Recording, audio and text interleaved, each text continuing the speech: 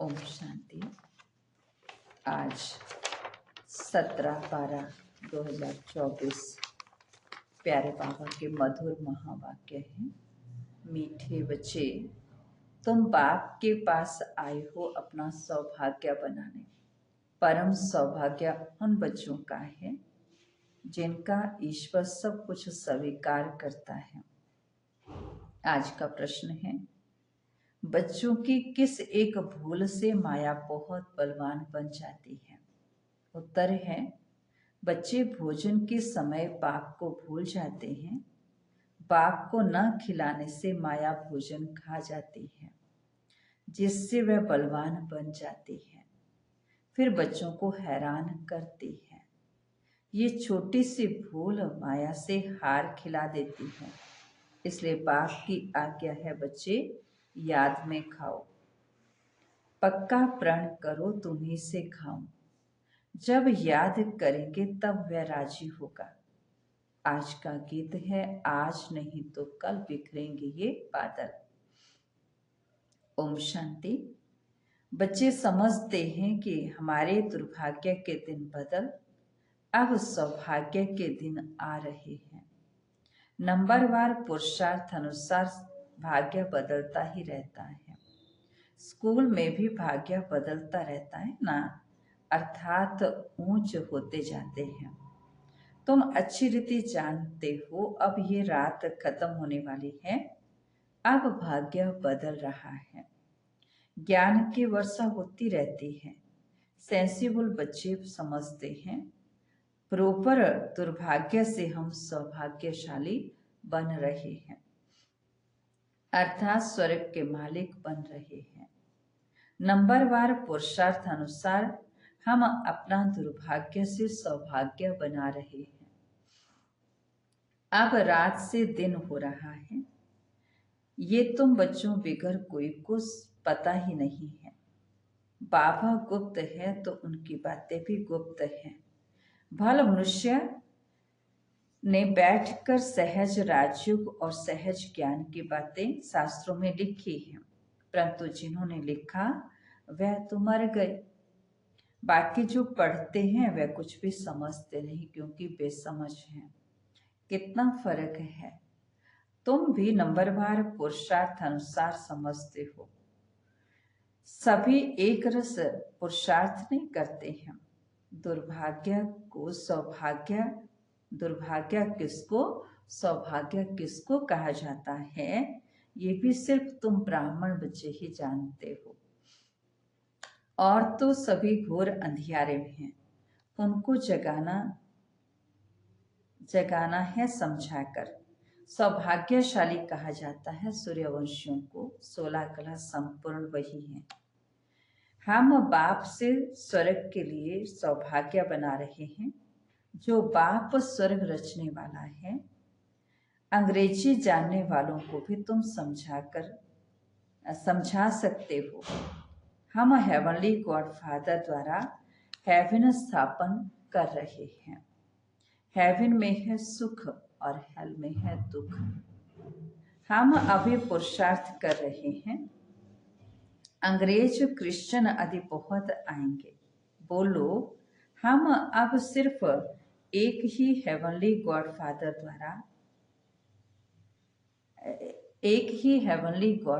द्वारा स्वर्ग की स्थापना करते हैं और उनको याद करते हैं, क्योंकि मौत सो सामने खड़ा है। बाप कहते हैं तुमको मेरे पास आना है। जैसे तीर्थों पर जाते हैं, बौद्धियों का अपना तीर्थ स्थान है, क्रिश्चियंस का अपना है। हर एक की रस्म रिवाज अपनी अपनी होती है। हमारी है बुद्धि योग की बात। जहाँ से पाठ बजाने आए हैं वहाँ फिर जाना है। वह है ही हेवन स्थापन करने वाला गॉडफादर। उसने हमको बताया है, हम आपको सच्चा पथ बतलाते हैं। बाप गॉडफादर को याद करो तो अंतमति सुगति हो जाएगी। जब कोई बीमार पड़ते हैं तो उनको सभी जाकर सावधान करते हैं कि राम कहो। बंगाल में जब कोई मरने पर होता है तो गंगा पर ले जाते हैं, फिर कहते हैं हरि बोल। तो हरि के पास चले जाएंगे, परंतु कोई जाता नहीं है। सत्युग में तो कहेंगे नहीं कि राम राम कहो या हरि बोलो। ये सब बातें बाबा कहते अभी ही बोली जाती हैं। द्वापुर से फिर ये भक्ति मार्ग शुरू होता है। ऐसे नहीं सत्युग में कोई भगवान या गुरु को याद किया जाता है, वहां तो सिर्फ अपनी आत्मा को याद किया जाता है। हम आत्मा एक शरीर छोड़ दूसरा लेंगी, अपनी बादशाही याद पड़ती है, समझते हैं हम बादशाही में जाकर जन्म लेंगे। ये अब पक्का निश्चय है, बादशाही तो मिलनी ही है ना। बाकी किसको याद करेंगे अथवा दान पुण्य करेंगे? वहां कोई गरीब होता ही नहीं जिसको बैठ दान पुण्य करे। भक्ति मार्ग की रस्म रिवाज अलग है, ज्ञान मार्ग की रस्म रिवाज अलग है। अभी बाप को सब कुछ दे 21 जन्मों का वर्षा ले लिया, बस फिर दान पुण्य करने की दरकार ही नहीं।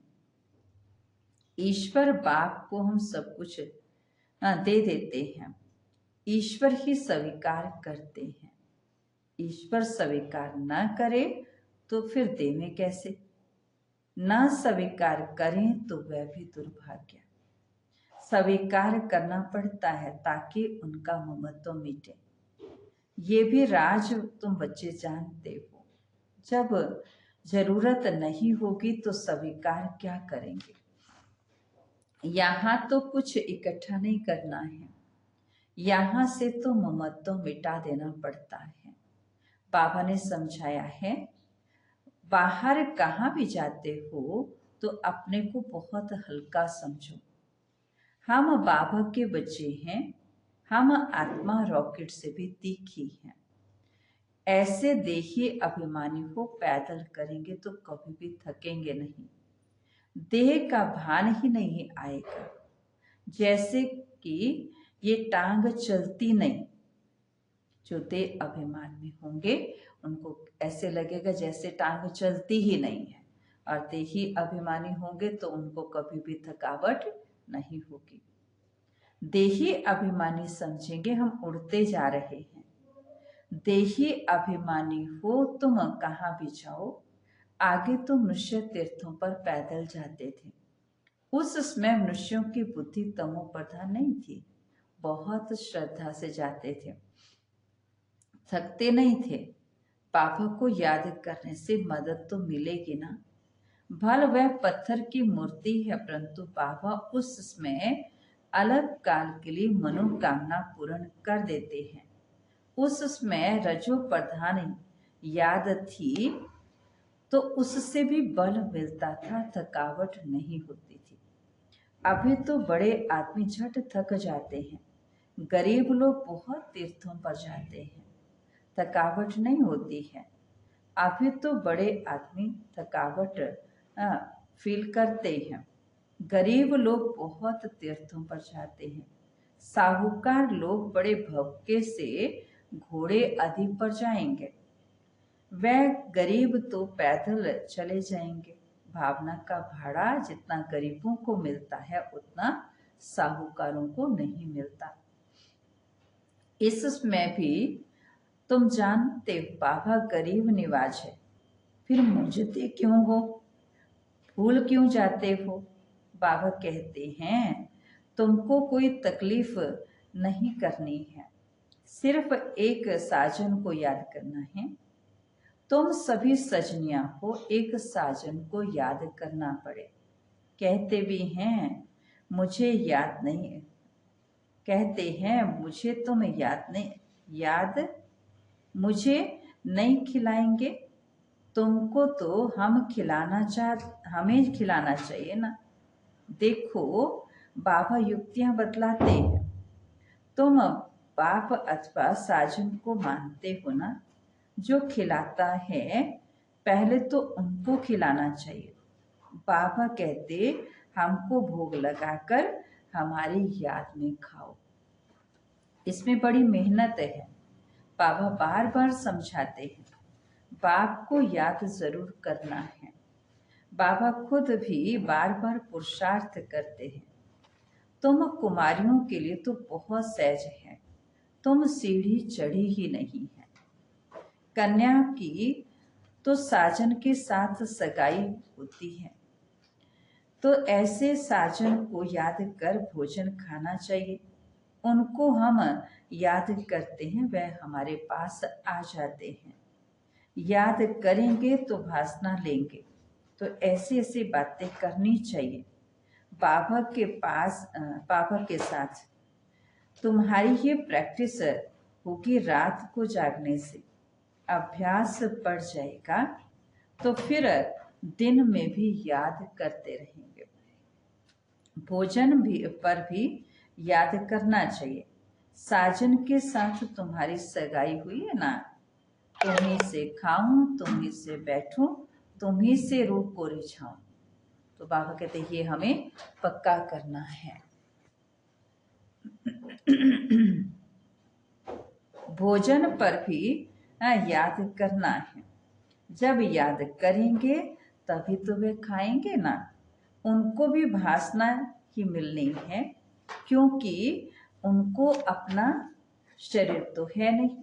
कुमारियों के लिए तो बहुत सहज है, उनको जास्ती फैसिलिटीज हैं। शिव बाबा हमारा सलोना साजन कितना मीठा है। आधा कल्प हम उनको याद करते हैं, अभी आप आकर हमें मिले हो। हम जो खाते हैं बाबा आप भी खाओ। ऐसे नहीं, एक बार याद किया बस, फिर तुम खुद ही खाते जाओ। उनको खिलाना भूल जाओ। उनको भूलने से उनको मिलेगा नहीं। चीजें तो बहुत खाते हो, खिचड़ी खाएंगे, आम खाएंगे, मिठाई खाएंगे, डैश डैश। ऐसे थोड़ी शुरू में याद किया, फिर क्लास, और फिर चीजें वे खाएंगे। साजन नहीं खाएंगे तो माया बीच में खाएगी, उनको खाने नहीं देगी। हम देखते हैं माया खा जाती है तो वह बलवान बन जाती है और तुमको हराती है। बाबा युक्तियां तो बहुत बतलाते हैं। बाबा को याद करो तो बाप अथवा साजन बहुत राजी होगा।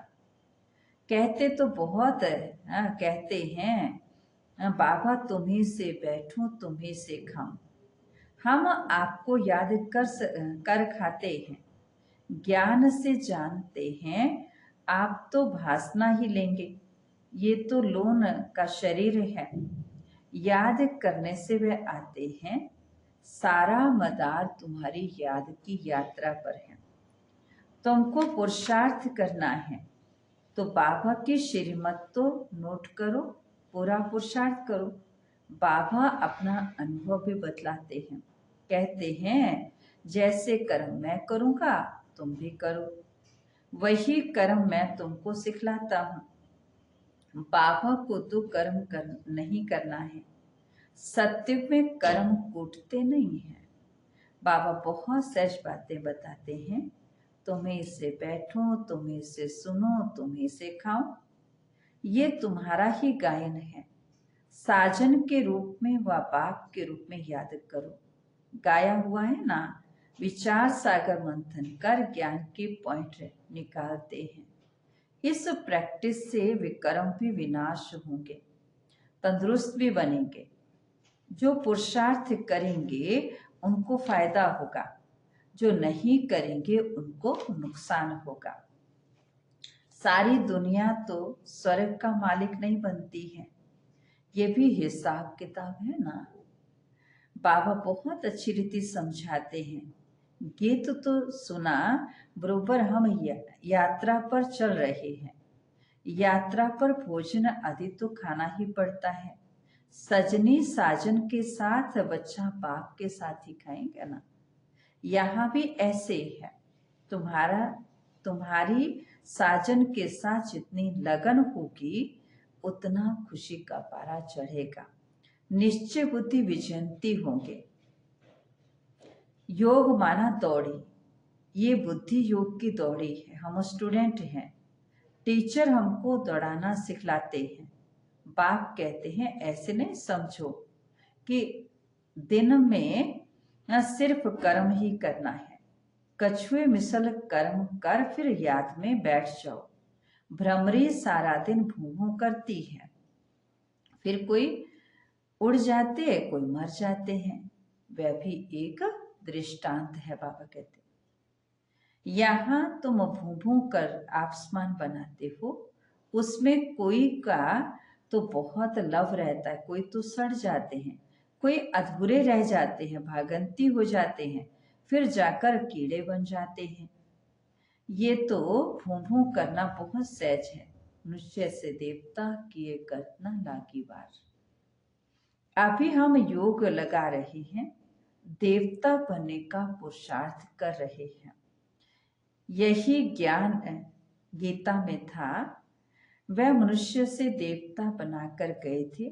सत्युग में तो सब देवताएं थे, जरूर उन्होंने संगम युग पर ही आकर देवता बनाया होगा। वहां तो देवता बनने का योग नहीं सिखलाएंगे। सत्युग आदि में देवी देवता धर्म था और कलयुग अंत में फिर आसुरी धर्म होता है। ये बात सिर्फ गीता में लिखी हुई है। मनुष्य को देवता बनाने में देरी नहीं लगती है, क्योंकि एम ऑब्जेक्ट बता देते हैं। वहां सारी दुनिया में एक धर्म होगा। दुनिया तो सारी होगी ना, ऐसे नहीं चीन यूरोप नहीं होगा, होंगे परंतु वहां मनुष्य नहीं होंगे। सिर्फ देवता धर्म ही होगा और कोई धर्म बाबा कहते नहीं होगा। अभी कलयुग है, हम भगवान द्वारा मनुष्य से देवता बन रहे हैं। बाप कहते तुम 21 जन्म सदा सुखी बनेंगे, इसमें तकलीफ की कोई बात नहीं। भक्ति मार्ग में भगवान के पास जाने के लिए कितनी मेहनत की है। कहते हैं पार निर्वाण गया, ऐसे कभी कहेंगे, ऐसे कभी नहीं कहेंगे कि भगवान के पास गया। कहाँ गया? स्वर्ग गया। एक के जाने से स्वर्ग नहीं बनेगा, सबको जाना है। गीता में लिखा हुआ है भगवान कालों का काल है, मच्छरों सदृश सबको वापस ले जाते हैं। बुद्धि भी कहती है चक्कर रिपीट होना है, तो पहले पहले सत्युग जरूर, सत्युग में जरूर देवी देवता धर्म होगा, फिर बाद में और धर्म रिपीट होंगे। बाबा कितना सहज बतलाते हैं, मन मनाभव बस। 5000 वर्ष पहले भी गीता के भगवान ने कहा था, लाडले बच्चे अगर श्री कृष्ण कहे तो दूसरे धर्म वाले कोई सुन ना सके। भगवान कहेंगे तो सभी को लगेगा गॉड फादर हेवन स्थापन करते हैं, जिसमें फिर जाकर चक्रवर्ती राजा बनेंगे। इसमें खर्चे आदि की कोई बात नहीं है, सिर्फ सृष्टि के आदि मध्य अंत को जानना है। तुम बच्चों को विचार सागर मंथन करना है। कर्म करते दिन रात ऐसे पुरुषार्थ करते रहो। विचार सागर मंथन नहीं करेंगे तो बाप को याद नहीं करेंगे। सिर्फ कर्म करते रहेंगे तो रात को भी वही ख्यालात चलेंगे। मकान बनाने वाले को मकान का ही ख्याल चलेगा। भले विचार सागर मंथन करने की रिस्पॉन्सिबिलिटी इन पर है, परंतु कहते हैं कलश तो लक्ष्मी को दिया तो तुम लक्ष्मी बनती हो ना। फिर बोलते अच्छा मीठे मीठे सिक्के थे बच्चों प्रति माता पिता बाप दादा का याद प्यार और गुड मॉर्निंग। रूहानी बाप की रूहानी बच्चों को नमस्ते। हम रूहानी बच्चों की रूहानी बाप दादा को नमस्ते जी, गुड मॉर्निंग बाबा, थैंक यू बाबा, शुक्रिया बाबा। तो धारणा के लिए मुख्य सार है, श्रीमत को नोट कर पुरुषार्थ करना है। बाप ने जो कर्म करके सिखाया है वही कर्म करने हैं। विचार सागर मंथन कर ज्ञान के पॉइंट्स निकालने हैं। अपने आप से प्रण करना है कि हम बाप की याद में ही भोजन खाएंगे। तुम्हीं से बैठूं तुम्हीं से खाऊं, ये वायदा पक्का निभाना है। आज का वरदान है, कर्म और संबंध दोनों में स्वार्थ भाव से मुक्त रहने वाले बाप समान कर्मातीत भव। आप बच्चों की सेवा है सबको मुक्त बनाने की, तो औरों को भी मुक्त बनाते स्वयं भी बंधन में बंधना नहीं। जब हद के मेरे से मुक्त होंगे तब अव्यक्त स्थिति का अनुभव कर सकेंगे। जो बच्चे लौकिक अलौकिक कर्म और संबंध दोनों में स्वार्थ भाव से मुक्त हैं, वही बाप समान कर्मातीत स्थिति का अनुभव कर सकते हैं। तो चेक करो कहाँ तक कर्म बंधन से न्यारे बने हैं। व्यर्थ स्वभाव संस्कार के वश होने से मुक्त। स्लोगन है, जो सरल चित और सहज स्वभाव वाले हैं, वही सहज योगी भोलेनाथ के प्रिय हैं। ओम शांति।